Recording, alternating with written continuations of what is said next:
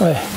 Bonjour, Rodden Motor est à Porrentruy. On est chez Jean-Paul Saucy, qui est un concessionnaire Opel. On va dire, est-ce qu'il est heureux ou pas? Ça, on ne le sait pas encore. Lui, il ne le sait pas encore. En fait, on est là pour cette Adam sur laquelle Opel place en fait beaucoup d'intérêt. C'est une voiture nouvelle. Elle est destinée à une clientèle très variée parce que c'est une voiture un peu Lego. Alors, qu'est-ce que c'est là, le principe de base de cette voiture? Alors effectivement, c'est vraiment une voiture Lego avec 5 milliards de possibilités de composition. Elle est adressée à un petit jeune, à une petite dame coquette de certain âge, comme deuxième voiture pour la famille. Effectivement, c'est une voiture qui peut s'adapter à beaucoup d'utilisateurs. On a la dame de base qui démarre à 15 450 francs, quelque chose comme ça. Et puis après, on a la Jam qui est plutôt située pour une clientèle jeune. La Glam qui est la glamour pour des gens bien placés, élégant, quoi. Un peu élégante, voilà exactement. Et la Slam qui est le modèle sportif comme celui qui est présenté là. D'accord. Alors, dans cette voiture-là, donc on parle de Lego. En fait, il y a 4 milliards ou 5 milliards de possibilités, je ne sais pas, mais ça veut dire quoi concrètement? Qu'est-ce que l'acheteur peut faire sur cette voiture? Ben, beaucoup de choses avec 5 milliards de possibilités.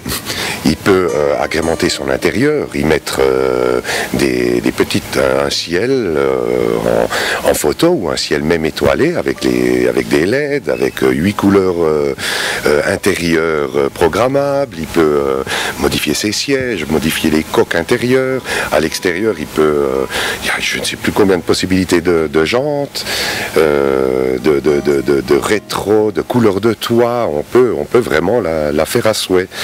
En fait, c'est un vrai Lego, sauf qu'on ne change pas le principe de base. Il y a 4 roues, un toit et puis un moteur. Au niveau des motorisations, on a plusieurs types de motorisations. Donc ça commence avec des motorisations assez basses. Est-ce qu'il y a des motorisations diesel aussi? Alors effectivement, il y a des motorisations diesel. Mais ici, pour le marché suisse, je pense que c'est plutôt les moteurs benzine que l'on va vendre. On a un petit 1200 avec 70 chevaux qui peut suffire à la ville, qui ira très bien, en tout cas bien assez pour se faire piquer le permis. Et un moteur 1400 de 87 et un moteur 1400 de 100 chevaux, en attendant, j'espère plus tard, des motorisations un petit peu plus conséquentes. Voilà, si on prend par exemple la version la plus élevée, nous en avons reçu une en test de la maison Opel, c'est vrai qu'il y a pratiquement tout ce qu'on peut vouloir dans une voiture, depuis les systèmes d'assistance à la conduite, de sécurité, etc., etc. Oui, absolument. Les aides au parquage, l'Intel Link, où les jeunes comprendront nettement mieux que moi tout ce qu'on peut faire avec, c'est vraiment absolument génial, oui. Maintenant, en tant que concessionnaire Opel, un peu, on va dire, décalé, vous n'êtes pas vraiment une grande ville, Porrentruy, ce n'est pas une grosse agglomération, quels sont vos espoirs à vous? Qu'est-ce que vous voulez, qu'est-ce que vous espérez réaliser avec cette voiture ici dans la région? Eh ben, pas mal de ventes, hein. Moi je pense que c'est une voiture qui aura du succès. C'est une voiture bien sûr qui va en concurrence à la Mini, à la Fiat 500.